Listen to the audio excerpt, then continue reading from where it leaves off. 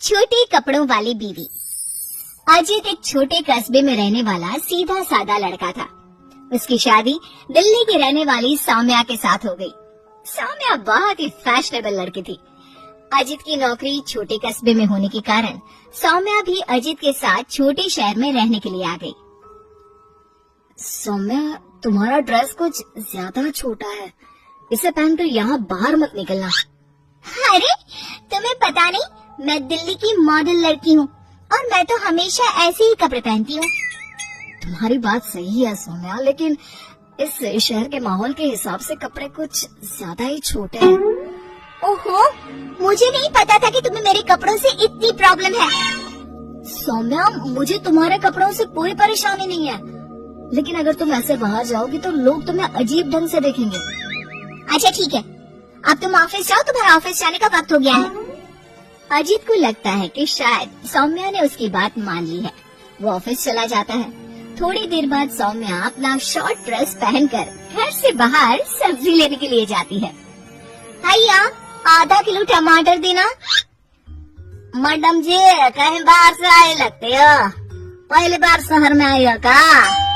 तुमसे क्या मतलब? और तुम मुझे ऐसे घूर घूर के क्यों देख रहे हो? अरे नहीं नहीं, ऐसी कोई बात नहीं है, बस आपके कपड़ों को देखकर लग नहीं रहा कि आप शहर की रहने वाली हैं। तुम अपने काम से काम रखो, मैं चाहे कुछ भी पहनूं, तुम्हें उससे क्या? सौम्या सब्जी लेकर अपने घर चली जाती है। शाम को अजित घर वापस आता है। सौम्या, कल मम्मी पापा आ रहे हैं, देखो तुम ना उनके सामने साड़ी पहन कर रहना, वरना मम्मी बुरा मान जाएंगी। अरे यार, तुम भी ना जब देखो तब मेरे कपड़ों को लेकर परेशान रहते हो। अरे बस 2 दिन की तो बात है सौम्या, उसके बाद तो मम्मी पापा वापस घर चले जाएंगे। अच्छा ठीक है ठीक है। अगले दिन अजित ऑफिस चला जाता है और पीछे से सौम्या के सास ससुर घर पर आते हैं। लेकिन अजित के घर पर ना होने की वजह से सौम्या ने साड़ी नहीं पहनी थी और वही छोटे कपड़ों में वो अपनी सास के सामने आ जाती है। नमस्ते मम्मी जी, पापा जी, कैसे हैं आप? अरे मैं तो आंखें बंद कर लेता हूँ, ये बहू ने कैसे कपड़े पहने हुए हैं। राम राम राम राम। अरे बहू, तुमको जरा भी शर्म नहीं आती? अपने सास ससुर के सामने इतना छोटा ड्रेस पहनकर घूम रही हो? क्या अजित ने तुमको बताया नहीं कि हम लोग तुमसे मिलने आ रहे हैं? बताया तो था, लेकिन वो क्या है ना मम्मी जी, पापा जी, मुझे तो ऐसे ही कपड़े पहनने की आदत है। जरा मेरे साथ चल, मैं तुझे सिखाती हूँ कैसे कपड़े पहनते हैं। सौम्या की सास सौम्या का हाथ पकड़कर उसे कमरे में ले जाती है और उसकी शॉर्ट ड्रेस के ऊपर जबरदस्ती साड़ी पहना देती है। साड़ी पहनने के बाद सौम्या जैसे ही घर का काम करना शुरू करती है, बार बार जमीन पर गिर पड़ती है। हे भगवान, ये क्या मुसीबत है? ये 5 मीटर की साड़ी पहनकर काम करना मेरे लिए तो बहुत मुश्किल है। क्या बहू, आप पता चला ना कैसे कपड़े पहनने चाहिए? तो मम्मी जी, आपके कहने का मतलब है कि आप लोगों के सामने मुझे साड़ी पहननी चाहिए?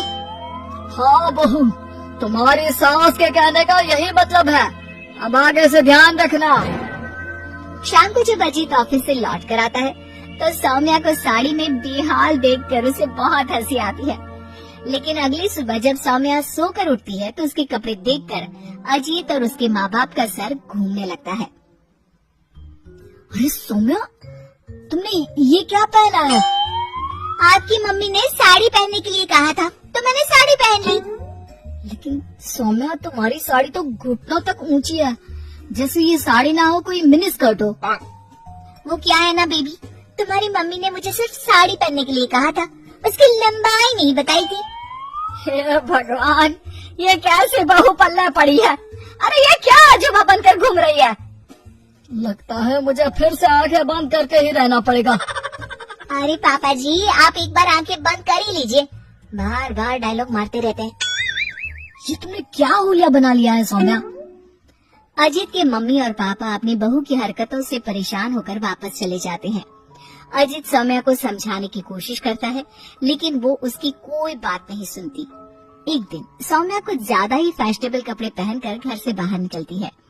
उस छोटे से कस्बे के लोगों ने उस तरह के कपड़े कभी देखे ही नहीं थे। अरे बहन, क्या बात है? तुम्हारे पास पहनने को कपड़े नहीं का? लगता है बहुत गरीब हो।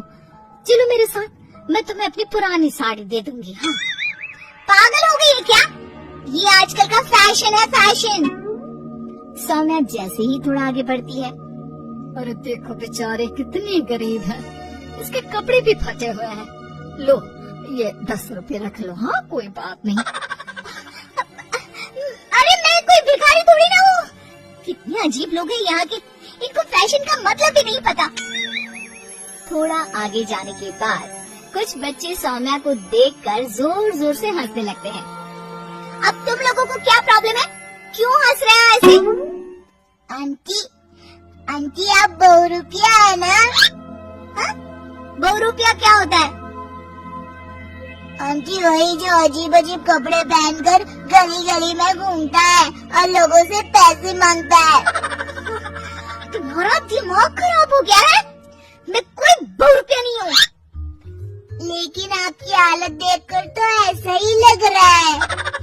तभी वहाँ पर एक औरत आती है। अरे बच्चों, ये तो कोई पागल औरत लगती है।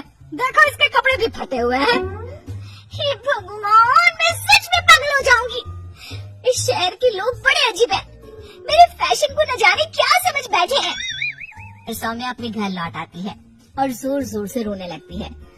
सौम्या को इस तरह रोता देखकर अजीत को कुछ समझ नहीं आता। ये क्या हुआ सौम्या, तुम इतना क्यों रो रही हो?